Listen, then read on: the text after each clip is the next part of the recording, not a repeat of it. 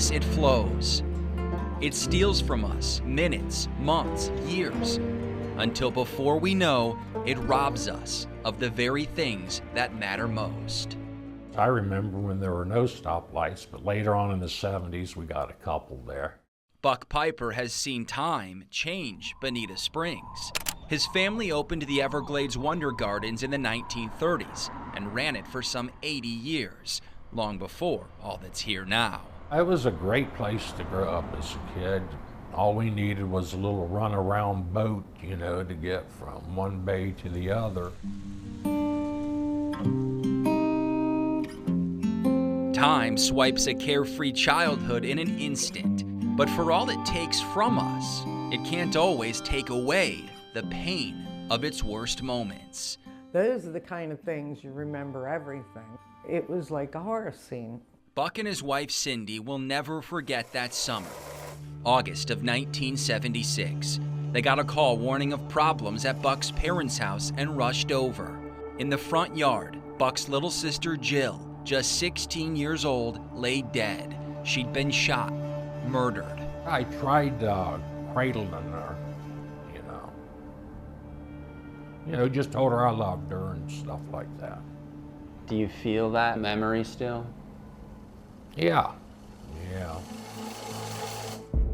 It was unthinkable in small-town Bonita in the 70s, and the search was on for the suspect, Jill's ex-boyfriend, Harold Gene Lucas, who'd shot 2 others at the house who survived. After just 1 week, he was in custody, and in less than a year, he was tried, found guilty, and sentenced to death.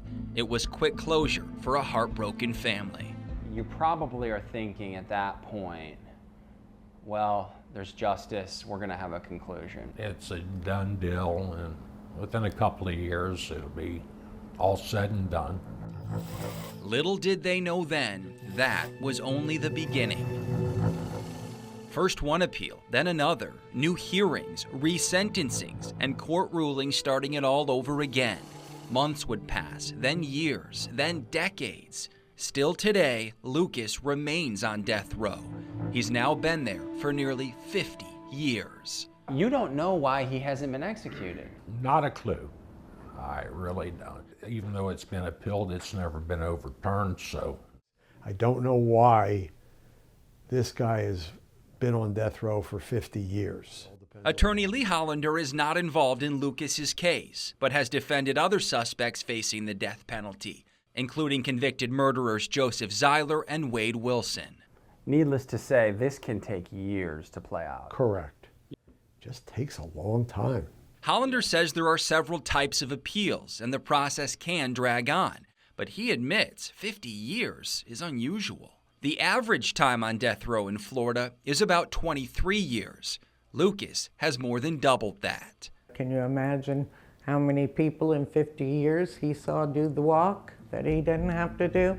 Of the 27 states in red that have the death penalty, only 11 have carried out executions this year, none more than Florida, which has now executed 17 inmates, with 2 more still scheduled.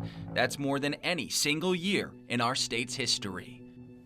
I'm not sure why the push to execute all these people. Life in prison means life in prison. They bring you out in a box. We're doing it to be able to bring justice to the victims' families, and I think it's important. In Florida, the governor signs the death warrants. Most this year were for crimes committed in the 90s. We reached out to ask about Lucas's case and to find out how inmates are chosen for execution, but have not heard back. A nonprofit that tracks death penalty data said Florida's selection process appears secretive and arbitrary. We're like waiting for them to pick his name and say, it's your turn.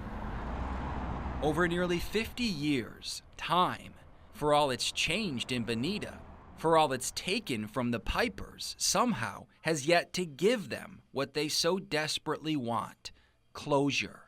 Buck's father died, still waiting for it. He now worries his mother will, too. I just feel bad for that little 86-year-old woman in Alabama, my mom. And her and Dad never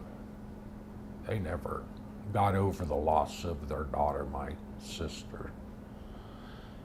And it's something that still weighs on her mind to this day.